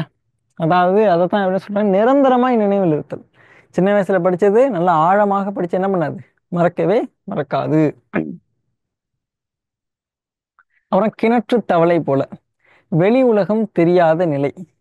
கிணற்றில் இருக்கக்கூடிய தவளைக்கு என்ன நினப்பா இருக்கும் அப்படின்னா, அப்பா இந்த கிணறு மட்டும்தான் நம்முடைய உலகம் என்றும், இந்த கிணற்றை தவிர்த்து வேறு ஒரு உலகமே இல்லை என்கிற அந்த ஒரு நினைவுலையே தான் எது வாழும், அந்த தவளை என்பது வாழும். அதைத்தான் அது உலகமாவே நினைச்சிருக்கும். அதைத்தான் என்ன சொல்லுவாங்கன்னா, வெளி உலகத்தை தெரியாமல் இருப்பதை என்ன சொல்லுவாங்கன்னா கிணற்று தவளை போல அப்படிங்கிறத சொல்லுவாங்க. சரிங்களா? அப்புறம் மடை திறந்த வெள்ளம் போல. தடையின்றி மிகுதியாக ஒரு வெள்ளத்தை அடைச்சி வச்சிருக்கோம், அதனுடைய மடையை திறந்தோம் அப்படின்னா அதுக்கு தடை இல்லை, அது பாட்டுக்கு போகும். சரியா? அதைத்தான் என்ன சொல்லுவாங்க, தங்கு தடையின்றி அப்படிங்கிறது தான் தடையின்றி மிகுதியாக அப்படின்னு சொல்லியிருக்காங்க. இதற்கு உதாரணமா இப்ப அறிஞர்னா மடை திறந்த வெள்ளம் போல பேசினார் அப்படிங்கிற மாதிரிலாம் சொல்லுவாங்க. அதாவது தடையின்றி மிகுதியாக பேசினார். அப்புறம் காக்கை உட்கார பனம் பழம் விழுந்தது போல. காக்கை உட்கார பனம்பழம் விழுந்தது போல. அதாவது தற்செயல் நிகழ்வு. காக்கை உட்கார்ந்ததுனால பனம்பழம் விழுந்துச்சா அப்படின்னா அதுக்கான வாய்ப்புகள் இல்லை. ஏன்னா பனம்பழம் அப்படிங்கிறதே பார்த்தீங்கன்னா எப்போ கீழே இது உதிர்ந்து கீழே விழலாம் அப்படிங்கிற சூழல்ல தான் இருக்கும். அது எதிர்பாராமல் நடக்கிறது. காக்கை உட்கார்ந்ததுனால தான் பனம்பழம் விழுந்துச்சுங்கிறது கிடையாது, யதார்த்தமே நடந்திருக்கு. அது முற்றிலும் வந்து எதிர்பாராத நிகழ்வு. என்ன சொல்லியிருக்காங்க, தற்செயல் நிகழ்வு அப்படின்னு சொல்லியிருக்காங்க. அப்ப தற்செயல் நிகழ்வை குறிப்பதற்கான ஓமை தொடர் என்பது காக்கை உட்கார பனம்பழம் விழுந்தது போல அப்படின்னு. அப்புறம் கிணறு வெட்ட பூதம் கிளம்பியது போல. கிணறு வெட்ட பூதம் கிளம்பியது போல. எதிர்பாராத நிகழ்வு. கிணறு வெட்டுறதுக்கு ஏதாச்சும் பூதம் வருமா? வராது. அது அப்படி நடக்கும்னு யாரும் எதிர்பார்த்திருக்கவே மாட்டாங்க. அதைத்தான் சொல்லுவாங்க, என்னது கிணறு வெட்ட பூதம் கிளம்பியது போல அப்படின்னு சொல்லி இது சொல்லியிருக்காங்க. அதாவது எதிர்பாரா நிகழ்வை சொல்வதுதான் இந்த கிணறு வெட்ட பூதம் கிளம்பியது போல. எடுத்துக்காட்டுக்கு சொல்லணும்னா நம்ம டிஎன்பிஎஸ்சி தமிழ் சிலபஸை மாத்தினதுமே கிணறு வெட்ட பூதம் கிளம்பியது போலங்கிற மாதிரி சொல்லலாம். எதிர்பாராத நிகழ்வு. நம்ம எதிர்பார்த்தமா அந்த மாதிரி மாற்றம் வரும்னு எதிர்பார்க்கல, ஆனா நடந்திருக்குல்ல. அடுத்தது விழலுக்கு இறைத்த நீர் போல. அதாவது விழலுக்கு இறைத்த நீர் போலன்னா பயனற்ற செயல். அதாவது விழல்னா கருங்கல்னு வச்சுக்கோங்களேன். கருங்கலுக்கு தண்ணி இறைச்சோம் அப்படின்னா என்னது? அது பயனற்ற செயல். சரிங்களா? அடுத்தது நெல்லிக்காய் முட்டையை கொட்டினார் போல. நெல்லிக்காயை கொட்டுறோம் அப்படின்னா அதெல்லாம் அழகா வரிசலா ஒண்ணு மேல ஒண்ணு அப்படியே வரிசலா நிக்குமா? நிக்க போறது இல்ல. கொட்டி விட்டோனே என்ன பண்ணும் அப்படின்னா அது பாட்டுக்கு தெரிச்சு ஓடும். ரெண்டுமே ஒண்ணுக்கு ஒண்ணு சேர்ந்து இருக்காது. அதை என்ன சொல்லுவாங்க அப்படின்னா ஒற்றுமையின்மையை சொல்கிறார்கள். அதாவது என்னது? ஒற்றுமையின்மையை சொல்றாங்க. ஒற்றுமையின்மையை சொல்வதுதான் எது? நெல்லிக்காய் மூட்டையை கொட்டினார் போல அப்படின்னு. இதெல்லாம் உங்களுக்கு பள்ளி பாடப்புத்தகத்தில் இருக்கக்கூடிய உதாரணங்கள். அதற்கு மேல பாத்தீங்கன்னா கூடுதல் ஒன்று சொல்லியிருக்கோம். வேலியே பயிரை மேய்ந்தது போல. அதாவது பயிரை காப்பாற்றுவதற்காக தான் வேலி போடுறோம். இந்த வேலியே பயிரை மேய்ஞ்சதுன்னா அது எவ்வளவு பெரிய ஒரு துரோகம். அதைத்தான் துரோகம் அப்படிங்கிறது மட்டும் இல்லாமல் பாதுகாப்பின்மை அப்படின்னு சொல்றாங்க. இப்ப சமீப காலமாக இந்த வேலியே பயிரை மேய்ந்தது போல என்று சொல்லுவதற்கு ஏற்ற வகையில் பல சம்பவங்கள் நம்ம தமிழ்நாட்டில் நடந்திருக்கு. சரிங்களா? நீங்களாம் கரண்ட் அஃபேர்ஸ் படிப்பீங்க. அதுலேயும் இது மாதிரியான சம்பவங்கள் நடந்து பார்த்துருப்பீங்க. உதாரணத்துக்கு இப்போ அண்ணா பல்கலைக்கழகத்தில் நடந்த ஒரு செயல். அதே மாதிரியான இதெல்லாம் ஒரு கல்வி நிறுவனத்தில் ஒரு பெண்கள் என்பது போய் படிக்கிறாங்க அப்படிங்கிறதே ஒரு மிகவும் பாராட்டுதலுக்கும் போற்றுதலுக்கும் உரிய விஷயமாக இருந்தது. இப்ப அது கொஞ்சம் வளர்ந்த நிலை இருக்கு. அனைத்து இடங்களும் பெண்கள் போறாங்க, சுதந்திரமா பயன்படுத்துகிறார்கள், செல்கிறார்கள் அப்படிங்கிறது பார்த்தீங்கன்னா மிகவும் மகிழ்ச்சி பொருந்திய ஒரு விஷயம். ஆனா பெற்றோர்களுக்கு இப்போ ஒரு பெண்கள் வெளில போயிட்டு ஒரு பணியிடமாக இருக்கட்டும், கல்லூரியாக இருக்கட்டும், அங்கெல்லாம் போயிட்டு அந்த பெண்கள் பாதுகாப்பாக இருக்காங்களா அப்படிங்கிறது பார்த்தீங்கன்னா அந்த பெற்றோர்களுக்கு ஒரு மிகப்பெரிய ஒரு அச்சம் தான் இருக்கு. ஆனால் அதை வெளிக்காட்டிக்காம தான் ஒவ்வொரு பெண் மேல இருக்கக்கூடிய நம்பிக்கையிலையும் அந்த பெற்றோர்கள் செயல்படுறாங்க. அதே நம்பிக்கை பார்த்தீங்கன்னா அந்த சுற்றிலும் இருக்கக்கூடிய மனிதர்களிடத்திலையும் இந்த பெற்றோர்கள் வச்சிருக்காங்க. அந்த நம்பிக்கையை பாழ்படுத்துவது போல ஒரு சில செயல்கள் நடக்கிறது அப்படிங்கிறது இரும்புக்கரம் கொண்டு அதெல்லாம் அடக்க வேண்டும் என்பதுதான் நம்மளுடைய கருத்தாக இருக்கு. இப்ப அங்க பாதுகாப்பு தர வேண்டிய அந்த சூழல் அங்க பாதுகாப்பு அவசியம் கொடுத்துருக்கணும். ஆனா அந்த பாதுகாப்பு கொடுக்காமல் இந்த வேலியே பயிரை மேய்ந்தது போல என்ற இந்த ஓமை தொடருக்கு ஏற்ற வகையில தான் அந்த சம்பவம் என்பது அங்க நடந்திருக்கு. அதை முற்றிலும் தவிர்த்திருக்கணும். அது நடந்திருக்க கூடாது. சரி, நம்ம அதுக்குள்ள போக வேண்டாம், போதும். இப்ப பழம் நழுவி பாலில் விழுந்தது போல. பாலில் விழுந்தது போல. இன்பத்திற்கு மேல் இன்பம். அதாவது ஒரு பழம் பழம் நழுவி கீழே விழுந்துச்சுன்னா அது குப்பை. அதே என்ன பண்றோம்? பால் நம்ம குடிக்கிறது. அந்த நம்ம பழம் நழுவி பால்லே விழுந்துருச்சு. பழம் என்பது இயல்பாகவே சுவை நிறைந்தது. பால் என்பது அதுவுமே சுவை நிறைந்தது தான். அந்த பழம் நழுவி பாலில் விழுந்துச்சு அப்படின்னா அது இன்னும் சுவை கூடுதலாகவே இருக்கும். இந்த இடத்துல இன்னொரு விஷயம் நம்ம பார்க்கணும். எந்த பழம் பாலில் விழுவுது அப்படிங்கிறதையும் பார்க்கணும். சரிங்களா? இதே எலுமிச்சம்பழம் பாலில் விழுந்துச்சுன்னு வச்சுக்கோங்களேன், பால் முறிஞ்சு போயிடும். அதனால எந்த ஒரு பயனுமே இல்லை. அது இன்பத்துக்கு மேலே இன்பமா சார்னு கேட்காதீங்க. ஒரு பாலில் ஒரு வாழைப்பழம்னு வச்சு வாழைப்பழம் பாலில் ஒன்றும் பண்ணாது. அதனால் வாழைப்பழம் முழு இருந்தால் வச்சுக்குவோம். இன்பத்திற்கு மேல் இன்பம் இந்த ஒரு இதை குறிப்பதற்கான ஒரு ஓமை தொடர் தான் எது? பழம் நழுவி பாலில் விழுந்தது போல. அடுத்தது உடலும் உயிரும் போல பிரியாமல் சேர்ந்தே இருத்தல். உடலும் உயிரும் போல அப்படிங்கிறது பிரியாமல் சேர்ந்திருத்தல் அப்படிங்கிறது நம்ம எடுத்துக்கலாம். இன்னொன்று, ஒன்றை விட்டால் ஒன்று இல்லை அப்படிங்கிறத கூட நம்ம எடுத்துக்க முடியும். ஏன்னா உடலும் உயிரும் போலன்னா அது பிரியாமல் சேர்ந்ததுன்னு சொல்ல முடியாது. ஏன்னா எல்லா உயிரும் ஏதோ ஒரு கட்டத்தில் பிரிந்தே ஆக வேண்டும் என்பது இயற்கை நியதி. அப்படியாக இருக்கும் பொழுது உடலும் உயிரும் போலன்னா அது சேர்ந்து இருக்கும் வரை அது மதிப்பு தரும். அந்த வகையில பாத்துங்க, பிரியாமல் தேர்ந்தெடுத்தல். சரிங்களா?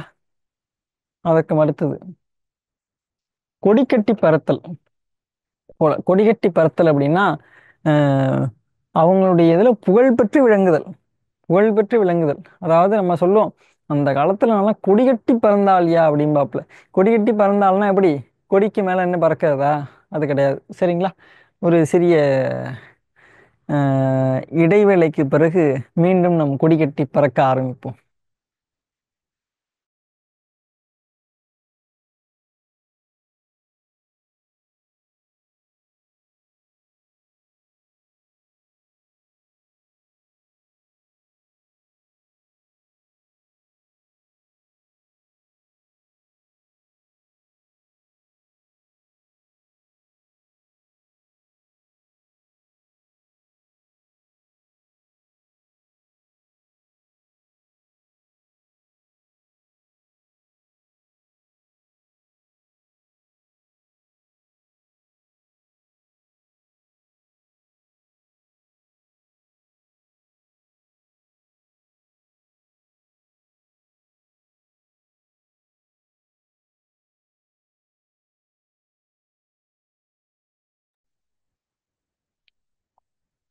மீண்டும் உங்களை சந்திப்பதில் மகிழ்ச்சி. நம்ம அடுத்தது போயிடும். கொடிகட்டி பறத்தல் இதான் சொல்லியாச்சு, புகழ்பெற்று விளங்குதல். அப்புறம் அவசர குடுக்கை போல. அவசர குடுக்கை அப்படின்னு சொல்லிட்டு என்னன்னா எண்ணி செயல்படாமை. ஒரு விஷயத்தை நம்ம ஏன் செய்கிறோம், எதுக்கு செய்கிறோம் அப்படிங்கிற அந்த ஒரு புரிதலும் அதற்கான ஒரு திட்டமும் இல்லாமல் அவசரமாக செய்கிறது, ஆனால் என்ன செய்கிறோங்கிறது தெரியாது. அந்த மாரி செயல்படுவதா என்ன சொல்லுவாங்கன்னா அவசர குடுக்கை போல அப்படிங்கிறத சொல்லுவாங்க. சரிங்களா? ஆஹ் அப்புறம் ஆயிரங்காலத்து பயிர் போல அப்படிங்கிறது என்னன்னு பார்த்தீங்கன்னா நீண்ட காலமாக நிலைப்பது அல்லது இருப்பது. அதான் என்ன சொல்லுவாங்கன்னா ஆயிரங்காலத்து பயிர் போல அப்படின்னு சொல்லுவாங்க. இந்த ஆயிரங்காலத்து பயிர் போல அப்படிங்கிறதே வந்து திருமணத்தான் அதிகமாக குறிப்பிட்டு சொல்லுவாங்க. சரிங்களா? திருமணம் என்பது ஆயிரங்காலத்து பயிர் போல அப்படிங்கிற மாதிரி. ஏன்னா அவங்க 1000 வருஷம் இருக்கிறாங்களா அப்படிங்கிறது தெரியாது, ஆனா நீண்ட காலம் இருப்பாங்க. சரியா? நீண்ட காலம் இருக்கணும், அதற்காகத்தான் இந்த ஒரு இதை சொல்றாங்க. அப்புறம் அகழ்வாரை தாங்கும் நிலம் போல, அப்படியே திருக்குறள். சரிங்களா? அகழ்வாரை தாங்கும் நிலம் போல, அதாவது நம்ம இகழ்வார் பொறுத்தல் தலை அப்படிங்கிற அந்த திருக்குறள். அதாவது பொறுமை காத்தல். நம்ம எது பண்ணாலும் நம்ம உலகம் வந்து என்ன பண்ணணும், நம்மள ஏதோ ஒரு வகையில திட்டம். சரிங்களா? அதை என்ன பண்ணணும், நம்ம பொறுத்துப்போம். இதற்கு வந்து ஒரு சின்ன ஒரு இது சொல்லுவாங்க.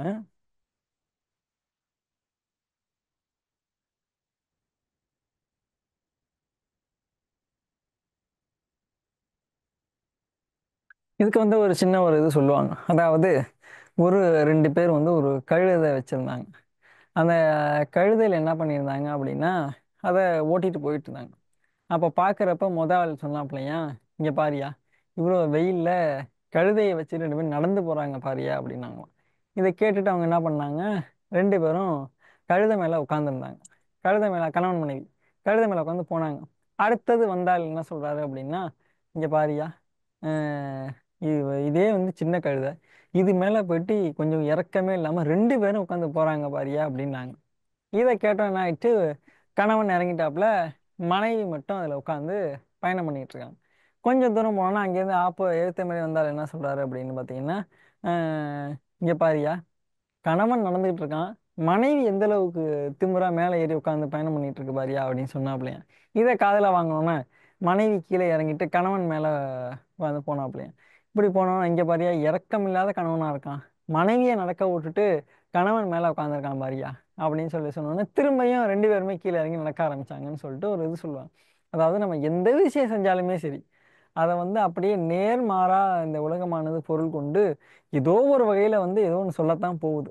சரிங்களா? இது நமக்கு சாதாரண மனிதர்களாக இருக்கக்கூடிய நமக்கு மட்டும் இல்லை, நல்ல உயர்ந்த மனிதர்களாக இருக்கக்கூடிய ரத்தன் டாட்டாலேருந்து எலான் மஸ்க் வரைக்கும் அனைவருமே இந்த விதிக்கு கட்டுப்பட்டவர்கள் தான். ஆனா எதனால் அவர்கள் வளர்ந்தார்கள், நாம் இன்னும் வளர்வதற்கு முயற்சி செய்து கொண்டிருக்கிறோம் என்றால், அவர்கள் அந்த வீணாக பேசுறாங்க பாருங்க, இந்த வீணர்கள் கூட்டம் என்று சொல்லக்கூடிய அந்த கூட்டம் இருக்கு இல்லையா, அந்த கூட்டத்தினுடைய பேச்சினை அவர்கள் கேட்கவில்லை, அதனால் அவர்கள் உயர்ந்தார்கள் அப்படிங்கிற மாதிரி சொல்ல முடியும். அந்த வகையிலே அகழ்வாரை தாங்கும் நிலம் போல அப்படின்னா, ஆஹ் பூமியை தோன்றாங்க அப்படின்னா பூமி என்ன பண்றது இல்ல, நீ எப்படா என் மேல கைய வச்சேன்னு சொல்லிட்டு டக்குன்னு பொழந்த உள்ளதுக்கு போட்டு மூடுறது இல்ல, அது பாட்டுக்கு தோன்றியாப்பா தோண்டு அப்படின்னு சொல்லி பொறுமை காக்குது இல்லவா. அதைத்தான் அகழ்வாரை தாங்கும் நிலம் போல என்று கூறுகின்றார்கள். அடுத்தது அடுத்தது காட்டும் பளிங்கு போல், அதாவது வெளிப்படுத்துதல். அடுத்தது காட்டும் பளிங்கு போல், அதாவது பளிங்கு கல் இருக்குல்ல, அது கிளாஸ் மாதிரி இருக்கும். அது பார்த்தீங்கன்னா அப்படி வச்சோம் அப்படின்னு பார்த்தீங்கன்னா அடுத்தது அப்படியே காட்டும். சரிங்களா? அதான் வந்து அடுத்ததை காட்டும் பளிங்கு போல் அப்படின்னு சொல்லுவாங்க. வெளிப்படுத்துதல், ஒன்று இருப்பதை அப்படியே வெளிப்படுத்துறது என்னது, அடுத்தது காட்டும் பளிங்கு போல் அப்படிங்கிறத சொல்றாங்க. அப்புறம் அடியற்ற மரம் போல, வேர் இருந்தாதான் மரம் என்பது நிற்கும். சரிங்களா? ஒரு நிமிஷம். உமர்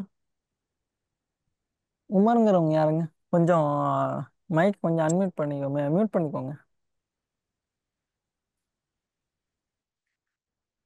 உங்களை இது வரைக்கும் நான் வகுப்புல அந்த அளவுக்கு பார்த்தது இல்ல. சரி.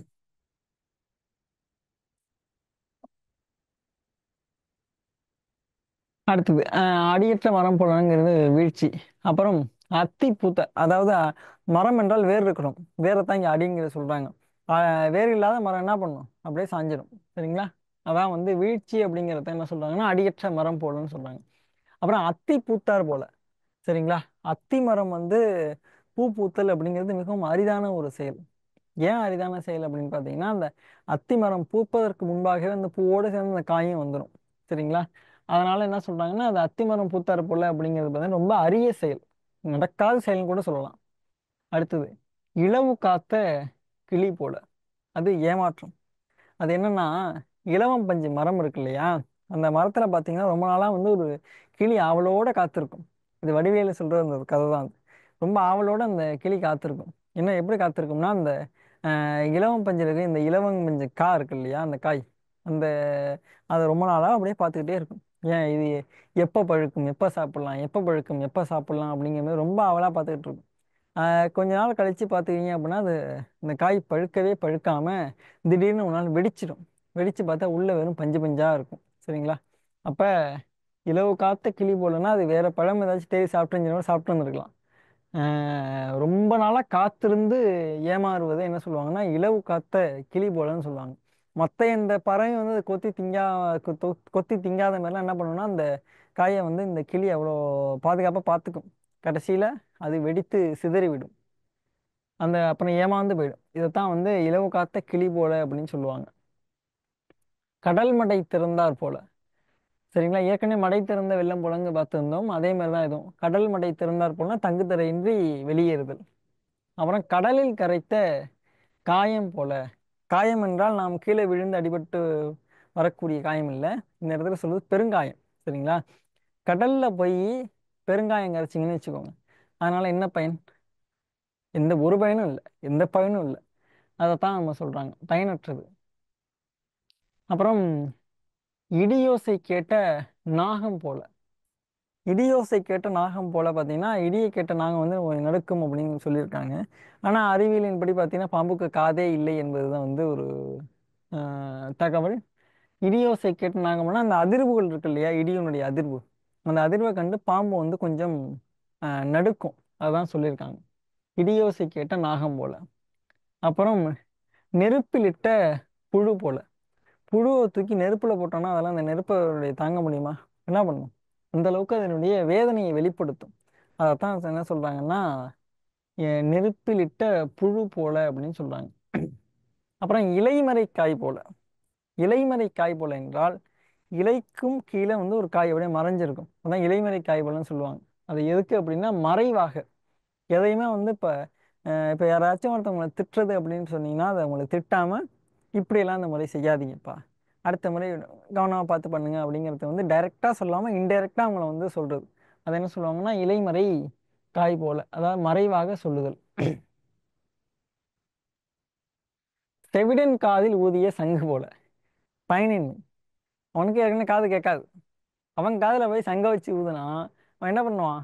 ஆஹ் அப்படிங்கிற மாதிரி உட்காந்துருப்பான ஒழிய அவன்கிட்ட என்ன இருக்காது? ஒரு ரியாக்ஷனே இருக்காது. ஸோ பயனற்றது. அதான் என்ன சொல்றாங்க அப்படின்னா செவிடன் காதில் ஊதிய சங்கு போல. அதனால எந்த பயனும் இல்லை. அதான் பயனின்மை. அதை வெளிப்படுத்துவது தான் செவிடன் காதில் ஊதிய சங்கு போல. இன்னொன்னு சொல்ல போனா இது எதுக்கு சொல்ல வராங்க அப்படின்னா, ஒருத்தன் செய்ய மாட்டான்னு தெரிஞ்சுமே அவன்கிட்ட அந்த பொறுப்பை ஒப்படைப்பது. அதுதான் செவிடன் காதில் ஊதிய சங்கு போல. அப்புறம் நீர் மேல் எழுத்து போல. சரிங்களா? இந்த மாதிரி ஒரு இணைய பலகையோ அல்லது வந்து ஒரு விசைப்பலகையோ இருக்கு அப்படின்னா அதுல ஏதாவது எழுதணும் அப்படின்னா அதுல பயன் இருக்கு. ஏன்னா நிலைத்திருக்கும். இதே ஓடக்கூடிய தண்ணியில எழுதணும் அப்படின்னா எந்த அது நிலைக்கவும் நிலைக்காது. அதான் சொல்லியிருக்காங்க. நிலையற்றதை உணர்த்துவது தான் எது? நீர் மேல் எழுத்து போல. சில பேர் சொல்லுவாங்க, உன் பேச்ச தண்ணியில தான் எழுதி விடணும் அப்படின்னு சொல்லி. ஏன்?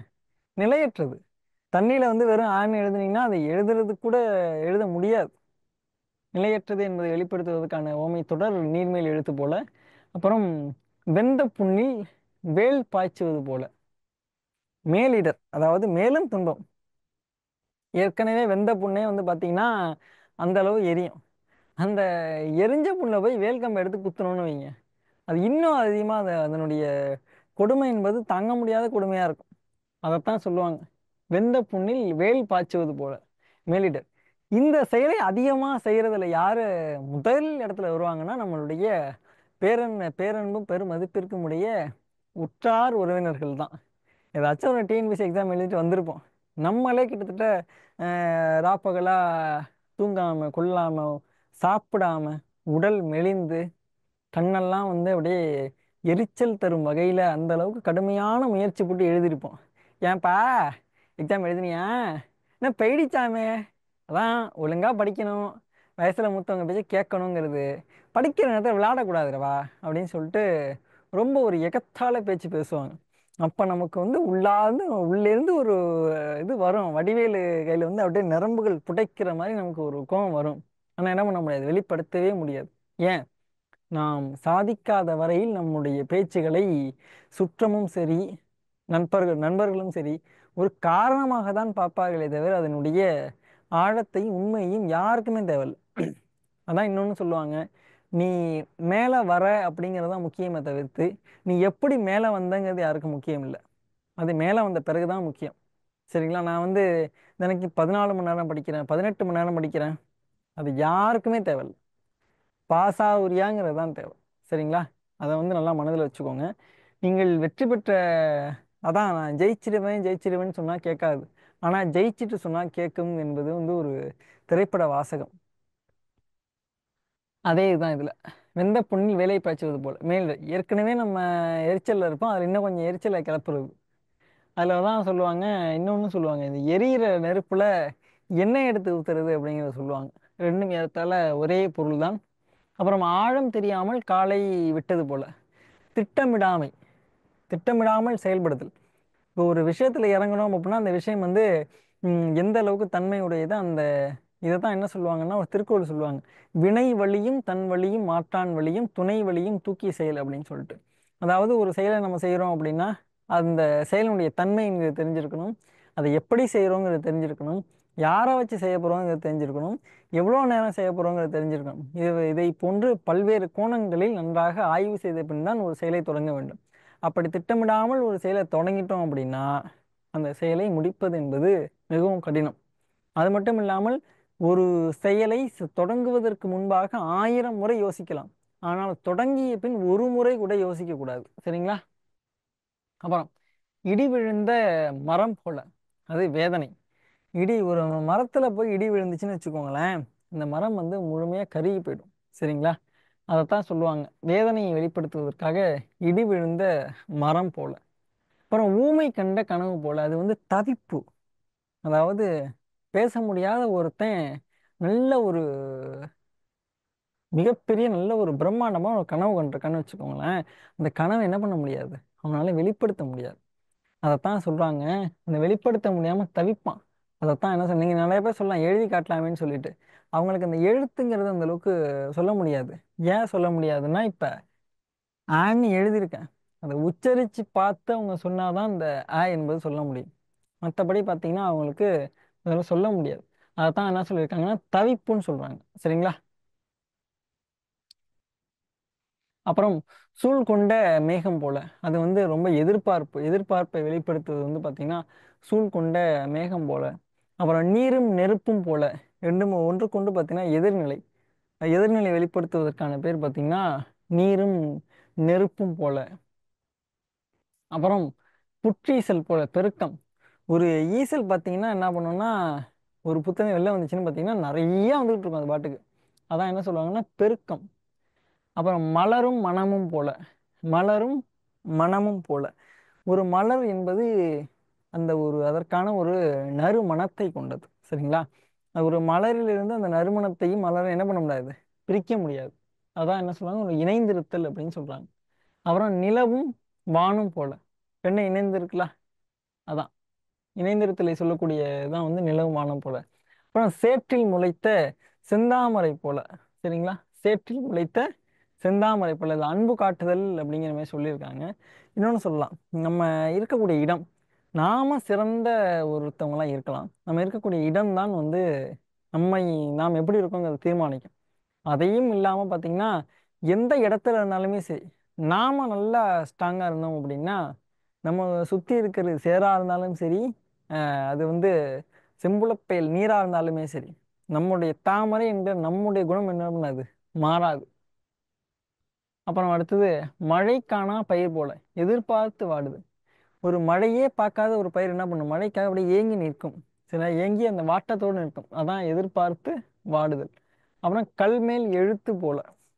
கல்மேல் எழுத்து போல. கல்வெட்டுகள்லாம் இந்த காலமும் நிலைத்திருப்பதற்கான காரணம் வந்து அதனுடைய கல்லில் எழுதணும் அப்படின்னா என்ன பண்ணுறோம்? அப்படியே இருக்கும், மாறாது. அதான் நிலைத்திருத்தல் என்பதற்கான இது பார்த்தீங்கன்னா அந்த கல்மேல் எழுத்து போல. அதுக்கு எடுத்துக்காட்டா பார்த்தோம்னா அந்த கல்வெட்டுகள். சரிங்களா? அப்புறம் காதில் ஈயத்தை காய்ச்சி ஊற்றியது போல. வேதனை. ஒரு சில பேர் பாடுதல் வந்து பார்த்தீங்கன்னா காதில் ஈயத்தை காய்ச்சி ஊற்றியது போல அப்படிங்கிற மாதிரி சொல்லுவாங்க. அந்த பாடுறது பார்த்தீங்கன்னா அந்த அளவுக்கு கொடுமையாக இருக்கும் என்கிறது தான் இதனுடைய பொருள். அப்புறம் அனலிடைப்பட்ட புழுவை போல. அதுவும் வேதனை தான். தீயில நெருப்ப தீயில வந்து இப்போ புழுவை போட்டால் அது எப்படி துடிக்கும்னு சொன்னோம் இல்லையா? தீக்கு பதிலாக இங்கே வந்து அனல். அனல்னால வெப்பம்தான். ஒரு புழுவை தூக்கி வெப்பத்தில் போட்டோம்னா அது துடிக்கும் இல்லை? அதான் அந்த வேதனை தான் சொல்றாங்க. சரி. இப்ப இந்த இது வரைக்கும் நடத்துனதுல உங்களுக்கு வேற எதுவும் சந்தேகங்கள் இருக்குதா?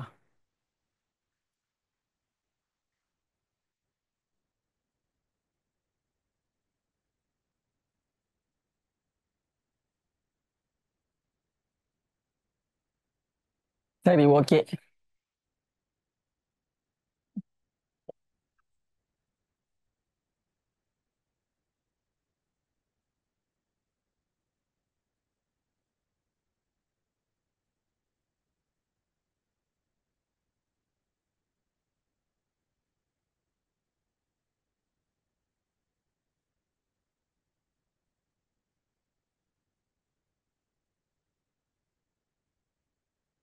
சரி, நல்லது.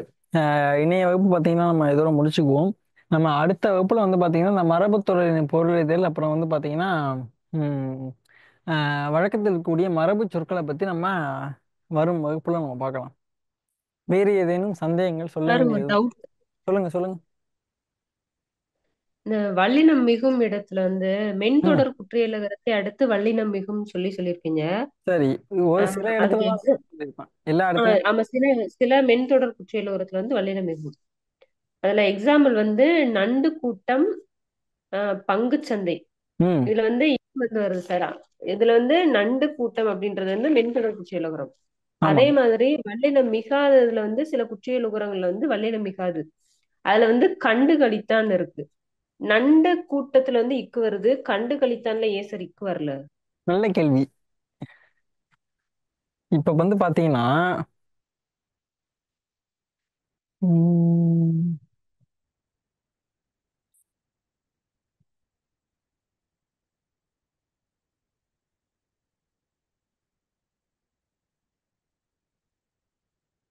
இதனாலதான் வந்து பாத்தீங்கன்னா நம்ம தமிழ் மொழியில பாத்தீங்கன்னா இது வரைக்கும் எந்த ஏஐ சாஃப்ட்வேரும் ஒர்க் ஆகாததுக்கான முக்கிய காரணம் வந்து நீங்க கேட்ட கேள்விதான்.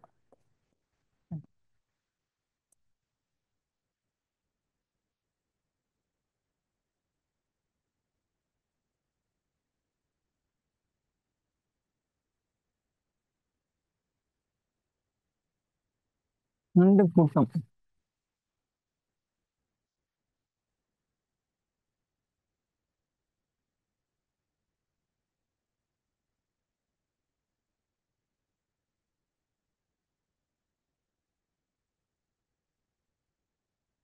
அதை பார்த்துக்கோங்க.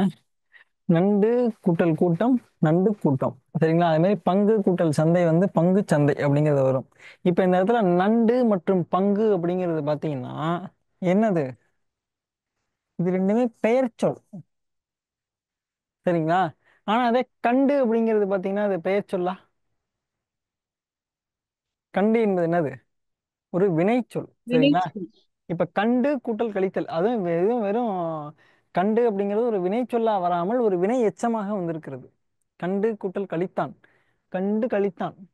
இப்ப இந்த ஊ என்பது என்ன சொன்னோம்? ஒரு வினையெச்ச விகுதிங்கிறத சொல்லியிருந்தோம். ஈ மற்றும் ஊ என்னது? வினையெச்ச விகுதின்னு சொல்லியிருந்தோம். அப்ப வினையெச்ச விகுதியாக இருந்து அதுவும் மென்தொடர் குற்றியல் உரமா வந்துச்சுன்னா என்ன வராது? வல்லின எழுத்துக்கள் மிகாது. சரியா? இப்ப புரிஞ்சுதுங்களா? வேற எதுவும் எடுத்துக்காட்டு புரியுது இருந்துச்சுன்னா சார். நீங்களே சொல்லுங்க, அதுக்கான விளக்கம் சொல்றேன். மருந்து கடை அதுல வந்து வல்லினம் மிகுமா மிகாதா? மருந்து கடை. மருந்து கடை. அதாவது மருந்து கூட்டல் கடை.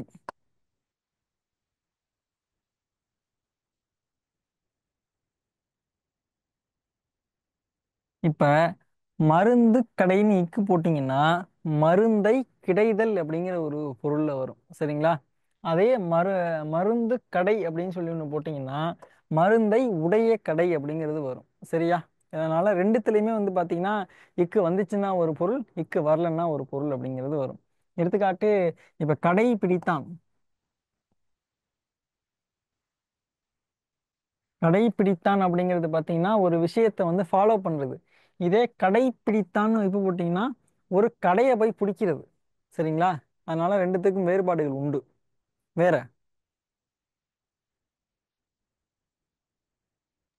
கார்காலம் கார் பருவம் அதுல வந்து இக்கு வருமா சார்?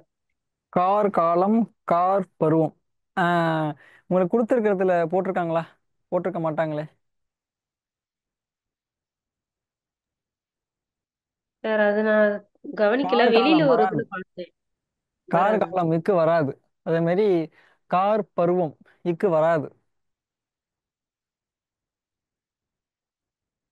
வேற அவ்வளவுதான் சார், வேற ஒண்ணும் இல்ல. சரி, ஓகே. நான் எதுக்கும் ம். பார்த்தீங்கன்னா இந்த கார்காலம் கார்பருவம் வந்து உங்களுக்கு இன்னும் கொஞ்சம் ரெஃபர் பண்ணிட்டு இன்னும் கொஞ்சம் தெளிவாக நான் அடுத்த வகுப்புல சொல்கிறேன். சரிங்களா? அது மாதிரி இந்த கடைப்பிடித்தல் இப்பு போட்டோம் அப்படின்னா வந்து பார்த்தீங்கன்னா அதை ஃபாலோ பண்ணுறது கொஞ்சம் மாற்றி சொல்லிட்டேன். அஹ் கடைப்பிடித்தான் இப்பு போடாமல் போட்டோம்னா போய் ஒரு கடையை போய் பிடிக்கிறது அப்படின்னு அர்த்தம். சரிங்களா? ஏன்னா இரண்டாம் வேற்றுமை தொகையில என்ன பண்ணாதுன்னா வல்லினம் மிகாது. எடுத்துக்காட்டு, வீடு கூட்டல் கட்டினான். வீடு கூட்டல் கட்டினான் அப்படின்னு வரும்போது வீடு கட்டினான் அப்படிங்கிறது வராது. அதே வீட்டை கூட்டல் கட்டினான்னா கண்டிப்பாக வீட்டை கட்டினான் இக்கு வரும். வகையில பார்க்குறப்போ கடையை பிடித்தான் அப்படிங்கிறது வந்துச்சுன்னா தான் வந்து பார்த்தீங்கன்னா இப்போ வரும். கடை பிடித்தான் அப்படின்னா இவன் போய் ஒரு வியாபாரம் நடத்துறத கடை போய் பிடிக்கிறான், அது பேர் தான் வந்து கடை பிடித்தான். இப்போ போடாமல் இருந்தீங்கன்னா அவன் போயிட்டு ஒரு கடையை பிடிக்கிறான், வாடகைக்கு எடுக்கிறான் அப்படிங்கிற பட்சத்துல தான் என்ன பண்ணக்கூடாது, இக்கு என்பது போடக்கூடாது. இதே கடை பிடித்தான் அப்படின்னா ஒரு விஷயத்தை என்ன பண்ணலாம், ஃபாலோ பண்றான் அப்படிங்கிறது அர்த்தம். சரிங்களா? வேற சந்தேகங்கள் வேற இருந்துச்சுன்னா மொத்தமா எழுதி வச்சுக்கோங்க. நம்ம வரக்கூடிய வகுப்புகளில் அதை நம்ம பார்த்துருவோம். சரிங்களா? இப்போ வேற ஏதேனும் வந்து இருக்குங்களா தமிழ் வகுப்புகளில் உங்களுக்கு வேற எதுவும் மாற்றங்கள் செய்ய வேண்டியது?